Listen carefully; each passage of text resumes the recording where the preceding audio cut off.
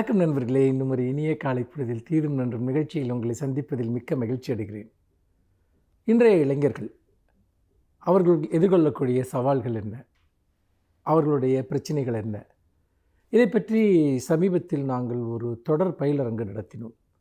அதாவது மாணவர்களுக்கு அவர்களுடைய நிகழ்காலத்தையும் எதிர்காலத்தையும் திட்டமிட்டுக் கொள்வதற்கான பல்வேறு விதமான கலைத்திறன்களை மேம்படுத்துவதற்காக, அதாவது மேடை பேச்சு, கவிதை, அதே போல் சிறுகதை எழுதுவது எப்படி, ஊடகங்களுக்கு வருவது, இன்னும் சொல்லப்போனால் திரைக்கதை எழுதுவது, இப்படியெல்லாம் நிறைய மாணவர்களுக்கு பயிற்சி அளித்தோம். மாணவர்கள் மிகவும் உற்சாகமாக அதில் பங்கேற்றார்கள். அப்போது ஒரு நிறைய மாணவர்களிடம் உரையாடுகிற போது எனக்கு கிடைத்த அனுபவங்கள், அவர்களுடைய மன இயல்பு இன்றைக்கு எப்படி கட்டமைக்கப்பட்டிருக்கிறது, அதை மீறி அவர்கள் வருகிற போது தான் மிகச்சிறந்த சாதனையாளர்களாக வர முடியும் என்பதை பற்றிய பல பாடங்கள் எனக்கு கிடைத்தன.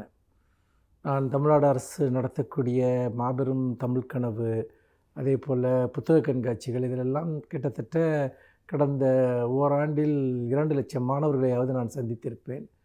நிறைய அனுபவங்கள் அதன் மூலமாக கிடைத்திருக்கின்றன. நான் அவற்றையெல்லாம் இந்த நிகழ்ச்சியில் சில நாட்கள் உங்களிடம் தொடர்ந்து பகிர்ந்து கொள்ளலாம் என்று நினைக்கிறேன். அது நாம் இன்று இளைஞர்களிடம் ஆற்ற வேண்டிய பணிகள் குறித்த மிக முக்கியமான சில செய்திகளை நமக்கு சொல்கின்றன.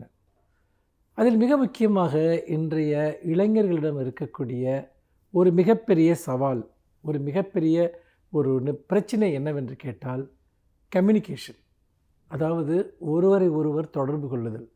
இது உங்களுக்கு ஆச்சரியமாக இருக்கலாம்.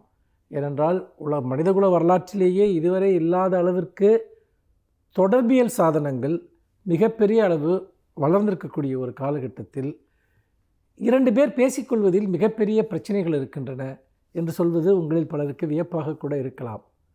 ஆனால் இதை நான் அன்றாடம் நிறைய இளைஞர்களிடம் சந்திக்கிறேன். அவர்கள் ஒருவர் இன்னொருவரிடம் எப்படி பேசுவது, அதாவது பொதுவாக அவர்களுக்குள் இருக்கக்கூடிய சிறிய குழுக்களுக்குள் அவர்கள் ஒரு இயல்பான ஒரு உரையாடலை அவர்கள் மேற்கொள்கிறார்கள்.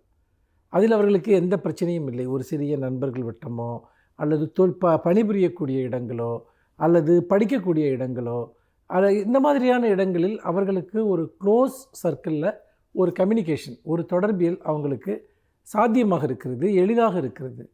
ஆனால் அதற்கு வெளியே புதிய மனிதர்களை அவர்கள் சந்திப்பதில், புதிய மனிதர்களோடு உரையாடுவதில் அவர்கள் மிகப்பெரிய நெருக்கடியை சந்திக்கிறார்கள். முதலாவதாக ஒரு நமக்கு இதுவரை அறிமுகம் இல்லாத மனிதர்களிடம் எப்படி உரையாடுவது என்பது ஒரு மிகப்பெரிய கலை. இந்த கலை என்பது, இப்போ உதாரணமாக நீங்கள் ஒரு பேருந்தில் செல்கிறீர்கள், உங்கள் பக்கத்து இருக்கையில் ஒருவர் இருக்கிறார். நீங்கள் அல்லது ஒரு ஷேர் ஆட்டோவில் போகிறீங்க, உங்கள் பக்கத்து இருக்கையில் ஒருவர் இருக்கிறார். அவரிடம் நீங்கள் பேசுவதற்கான ஒரு சந்தர்ப்பம் ஏற்படலாம். அதே போல் நாம் தினம் வெவ்வேறு சந்தர்ப்பங்களில் சந்திக்கக்கூடிய புதிய மனிதர்கள், இந்த மனிதர்களோடு நம்முடைய தொடர்புகள் எப்படி இருக்கின்றன, அல்லது நீங்கள் ஒரு நேர்முகத் தேர்வுக்கு செல்கிறீர்கள், இங்கு நீங்கள் என்ன பிரச்சனையை இன்றைய ஒரு இளைஞர் எதிர்கொள்கிறார்.